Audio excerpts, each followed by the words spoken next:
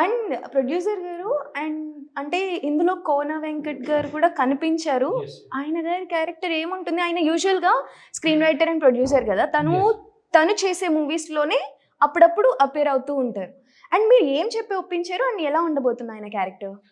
అంటే తెలుసండి ఇంతకుముందు నుంచి నాకు కాదు, బట్ హీరో వాళ్ళ ఫాదర్కి కోన వెంకట్ గారు కొంచెం పరిచయం. ఓకే. సో అలా హీ వాజ్ దేర్ ఫస్ట్ డిస్కషన్లో కూడా, అంటే ఇనిషియల్లో హీ వాజ్ దేర్. కొంచెం ఏమన్నా అవసరం పడితే అడుగుతుండే, ఏదైనా హెల్ప్గా, అంటే మీన్ సమ్ సజెషన్స్ ఏమంటే అడుగుతుండే.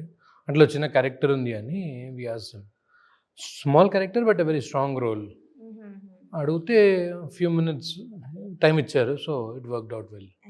It was so surprising to see కొన్ని సర్ప్రైజ్ ఎలిమెంట్స్ని. అవి నేను ముందే చెప్తే బాగోదేమో. చెప్పచ్చు, ట్రైలర్ ఇవన్నీ ఇచ్చారు కాబట్టి. సో మంచు మనోజ్ గారు టీజర్ లాంచ్కి రావడం, విశ్వక్ సేన్ వాయిస్ ఓవర్ ఇవ్వడం, కోన వెంకట్ గారు ఇలాగా ఒక క్యారెక్టర్ చేయడం. సో ఇండస్ట్రీ నుంచి ఇండస్ట్రీ పరంగా మీకు బాగానే అంటే సపోర్ట్ ఉంది అనుకోవచ్చా? సపోర్ట్ ఏం లేదండి, ఓకే. సపోర్ట్ ఏం లేదు, జస్ట్ మనం స్ట్రాంగ్ కంటెంట్ తీసుకెళ్ళి ఒప్పించుకున్నాం.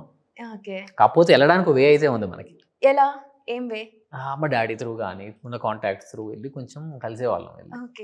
ఏం చేస్తారు? అంటే మీకు ఫిలిం బ్యాక్గ్రౌండ్ కాదు అని నేను విన్నాను. అవును, yeah, అండ్ మీరు film మీ డాడ్ అంటున్నారు కాబట్టి what is your background? Police officer అండి. Okay.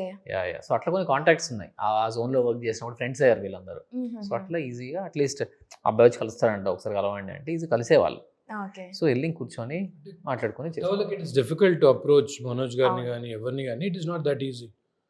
And I think we feel we are lucky enough, at least. I mean, we have a few where we can go and talk to them.